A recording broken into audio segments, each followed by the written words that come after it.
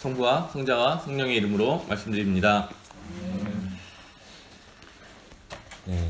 저도 어릴 때부터 교회를 다니고 성경을 읽으면서 성경을 이렇게 읽기는 읽었는데 주로 이것을 해석하는 것은 이렇게 좀 어려워했던 것 같아요. 왜냐하면 제가 느끼는 느낌이 분명히 있는데 그것을 이제 교회에서 신부님이나 또는 다른 목사님들이나 신학자들이 하는 말을 통해서만 성서를 해석해야 된다 이런 생각을 좀 많이 했던 것 같아요.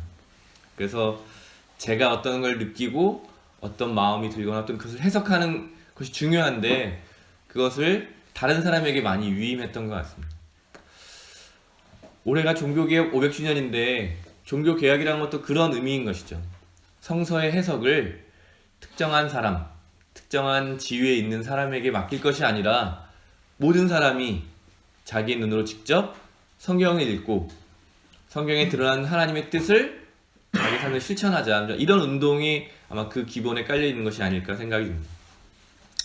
제가 이렇게 이런 말씀을 좀 드리냐면요, 제가 성경을 읽으면서 좀 많이 불편한 거예요. 오늘도 성경을 읽으면서 성경을 읽고 은혜를 받고 성경을 읽고 그래야 되는데 좀 뭔가 불편한 마음이 계속 있는 거예요. 특별히 29절의 말씀인데요, 누구든지 있는 사람은 더 받아 넉넉해지고 없는 사람은 있는 것마저 빼앗길 것이다. 참 저를 불편하게 하는 것 같아요. 성경이라면 바꿔서 누구든지 있는 사람은 좀 나누어서 없는 사람에게 주고 없는 사람은 있는 사람의 것을 나누어 가질 것이다 이렇게 써 있으면 전혀 불편하지 않을 것 같은데 이 말이 써 있어가지고 참 마음이 불편한 거예요.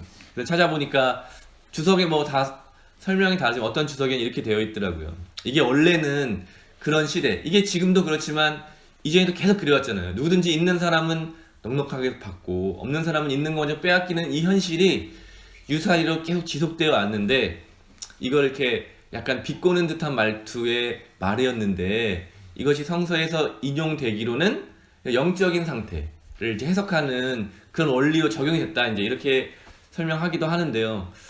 그런 설명도 제 마음을 이렇게 풀어주지는 못하더라고요. 왜 그럴까 곰곰이 생각해보면 이 시대가 바로 그런 시대이기 때문에 그런 것 같아요. 제가 학교에서 고등학교 때 가장 많이 배웠던 말이 그때가 주로 삼성이 광고했던 거거든요. 2등은 기억되지 않습니다. 그런 말을 들으면서 1등 선생님들이 주로 1등만 반의 이름을 기억하고 주로 나머지는 번호로 불리면서 몇 번, 누구, 주번 이런 걸로 불리지 이름으로 잘 불리지 않았지만 항상 1등은 다정한 목소리로 이름을 불러주시면서 1등만 기억되는 세상이다 이런 말을 제가 많이 들었거든요. 저는 1등을 못 해봤기 때문에 더 이제 이런 말이 불편한 거죠. 제가 1등이라면 이 말이 불편하지 않겠지만 우리 사회가 과연 말하고 있는 것처럼 승리자는 모든 것을 독식하고 패배자는 모든 것을 빼앗기는 이 시대가 올바른 것일까? 저는 결국 그렇지 않다고 생각하고요. 지난 금토 이틀에 걸쳐서 우리가 페어 라이프, 페어 시티, 페어 트레이드, 페어 처치까지 공정에 대해서 많이 이야기를 나누었는데요. 사실 성서에서 말하는 공정이라는 것, 정의라고 하는 것은 어떻게 보면 가장 약한 사람이 행복할 수 있는 사회, 패배자도 안심하고 자기의 삶을 영위할 수 있는 세상, 그런 사회가 말로 정의로운 것이다. 왜냐하면 가장 약한 사람이 행복할 수 있다면 모든 사람이 행복할 수 있기 때문에, 그래서 우리가 당당하게 말할 수 있는 것이죠. 하나님은 약자와 가난한 사람들의 편이시다. 그 사람들의 편이 되셔서 그 사람들이 잘 살 수 있는 세상을 만들어 주시면 그 모든 사람이 다 행복한 것이기 때문이죠. 근데 우리는 정의를 생각하면 뭔가 밑에 있는 사람이 위로 올라가야 된다 이런 역전을 좀 많이 생각하게 되는데요. 그러면 또 하나님은 그 밑에 있는 사람들의 편이 되시겠죠.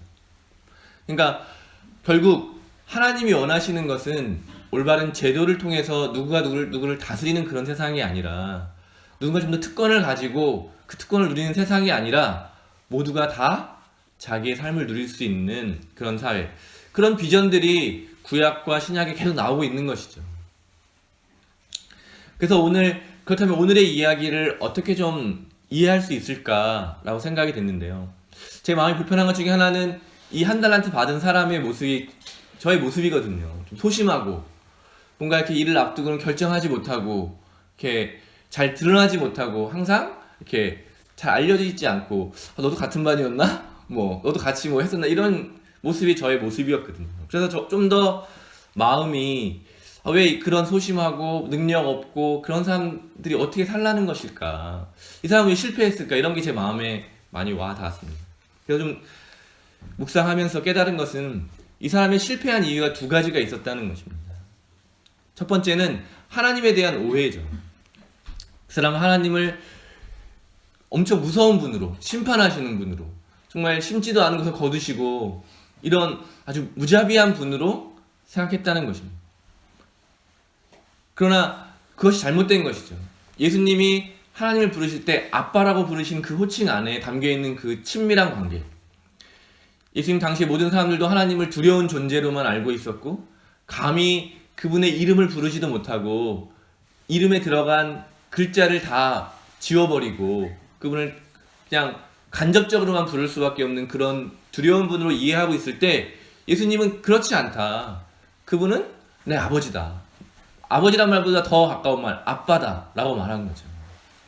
그리고 예수님께서 세례를 받고 그 물에서 걸어 나오실 때 하나님이 예수님에게 하신 말씀, 이는 내 사랑하는 아들, 내 마음에 드는 아들이다. 이 서로 간에 부르는 이 호칭에 담겨있는 그것이 바로 이 한 달란트 받은 사람이 알지 못했던 것이죠. 주인님이 어떤 분이신지. 결국 하나님에 대한 지식, 이것은 바로 세상을 바라보는 지식과도 깊은 연결이 되는데요. 우리의 세상을 어떻게 바라보느냐, 이 세상을 어떻게 바라보고 어떤 가치를 가지고 살아가느냐, 이것이 굉장히 중요하다는 것입니다. 그런데 대부분의 사람들이 이 세상을 그냥 비정한 사회라고 이야기하죠. 약육강식이 당연한 거고 비정한 곳이다, 그렇게 이야기하는데 그리스도인은 그렇지 않다는 거죠. 시작부터가 이 세상은 자비로운 곳이다. 하나님의 자비가 이 세상을 존재하게 하는 그 토대이다, 이렇게 이야기하는 것입니다. 그럼 이제 문제가 생겨나는 것이죠. 그럼 자비를 어디서 찾을 수 있냐? 도저히 우리 현실에서는 볼 수 없는데 그 자비를 어떻게 보여줄 것이냐? 그럴 때 하나님 우리에게 말씀하시는 것이죠. 너희가 자비로운 사람이 되어라. 너희가 사람들에게, 세상에게 자비가 없다고 하는 그 사람들에게 자비로운 사람이 되어라. 어디서 이제 두 번째 이 사람의 잘못된 이해가 나오는 거죠. 바로 자기 자신의 능력을 잘못 알고 있다는 거예요. 주인이 종에게 그 달란트를 맡길 때도 그 능력에 맞게 할 수 있는 만큼의 몫을 주었다는 것입니다. 근데 한 달란트는 5달란트보다는 작지만 한 달란트에도 굉장히 귀한 큰 가치를 가지고 있는 것이죠. 그런데 그 한 달란트 받은 사람은 자신을 믿지 못하는 거죠. 내가 이걸 어떻게 할 수 있지? 주님께서 우리에게 자비를 너희가 베풀어 주라고 할 때 제가 어떻게 자비를 베풀 수 있습니까? 저는 그냥 무능력하고 아무것도 할 수 없는 존재입니다. 스스로의 존재 자체를 비하하고 있는 거죠. 자기 존재에 귀하다는 것을 알지 못하고 있는 것이죠. 왜 우리는 각자 우리 자신을 초라하고 왜소하게만 보는 것일까요? 제가 말씀드린 저는 되게 제 기억 속에 있는 아주 어린 시절은 되게 소심하고 존재감 없는 그런 거였거든요. 그래서 사춘기 때 제가 어머니한테 막 이렇게 주로 부모님한테 막 하잖아요. 딴 사람한테 못하면서 왜 나는 이렇게 뭐 잘나지도 못하고 막 이런 얘기를 했어요. 그런데 제 기억 속에 있었던 어린 모습과 제 어머니의 기억 속에 있는 제 어린 모습 완전 다른 거죠. 그렇잖아요. 어머니 앞에 아들은 얼마나 괜찮은 아이예요. 그래서 좋았던 그런 이야기들을 많이 들려주셨거든요. 그때 제가 그 사춘기에서 좀 벗어날 수 있는 그런 많은 좀 위로를 받은 것 같아요. 아, 내가 생각했던 것보다는 좀 괜찮은 사람이구나. 내가 나 스스로 이렇게 초라하고 왜소하게 생각하는 사람은 아니구나 라는 걸 생각하게 된 거죠. 세상은 우리를 끊임없이 어떤 규격과 틀 속에 넣고 그게 맞지 않는다고 불량품이라고 얘기하고 뭔가 부족한 사람이라고 이야기하는데요. 금요일날 우리 이명식 선생님이 해주신 말씀이 떠오르는데요. 자신의 속도가 있는데 자신의 속도대로 살아가지 못하고 다른 사람이 만들어 놓은 그 속도대로 살아가야 하는 이 세상에서 벗어나는 것, 그래서 탈출해보고 다르게 생각해보고 다르게 보고 질문해보는 데서부터 공정한 삶은 시작된다. 그죠? 우리 속도가 있는데 나에게 주어진 참 귀한 게 있는데 세상에선 그것이 가치 없다고 말해버리니까 우리 각자 안에는 정말 귀한 것들이 있음에도 불구하고 왜소하고 초라하게 느껴지는 것이죠. 그러나 하나님이 예수님을 부르셨던 것처럼 우리 각자에게 다 이렇게 말씀하시는 것이죠. 이는 내 사랑하는 아들, 이는 내 사랑하는 딸, 마음에 드는 자이다. 우리 신앙의 기초에 있는 것이 이 말씀이라는 거예요.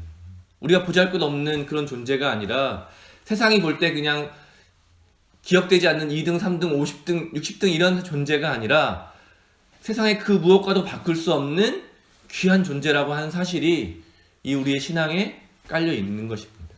우리 존재 자체가 되게 귀하다는 것이죠. 그렇기 때문에 우리가 세상이 원하는 규격에 맞추기보다는 하나님께서 우리에게 주신 우리 안에 있는 그 귀한 보물을 발견해내고 그 보물을 가지고 또 살아가는 것. 그래서 세상이 말할 수 있는 거죠. 나는 이렇게 살아갈 것이다. 그러면서 결국 세상이 원하는 자비는 이런 자비로운 하나님을 발견하게 될 때, 또 내 안에 있는 하나님께서 허락하신 그 귀한 보물을 발견하게 될 때 그 자비가 드러나게 되는 것이죠. 그리고 마침내 그 어느 것도 실패할 수 없는 거죠. 그 어떤 사람도 존재없는, 쓸모없는 사람일 수 없는 것이죠. 모두가 존중받고 모두가 필요하고 모두가 기뻐할 수 있는 그 하나님의 정의가 그 가운데 이루어질 수 있는 것이죠. 여러분, 하나님의 자비를 경험하시기 바랍니다. 이 세상에 하나님의 자비를 드러내시는 그런 자비로운 사람이 되시기를 바랍니다. 그래서 사도 바울이 꿈꿨던 그 세상, 하나님의 나라는 먹고 마시는 일이 아니라 성령을 통해서 누리는 정의와 평화와 기쁨입니다 라고 한 이 말씀이 오늘 우리의 삶 가운데, 우리 교회 가운데, 또 우리 세상 가운데 이루어질 수 있게 되기를 바랍니다. 성부와 성자와 성령의 이름으로 말씀드렸습니다.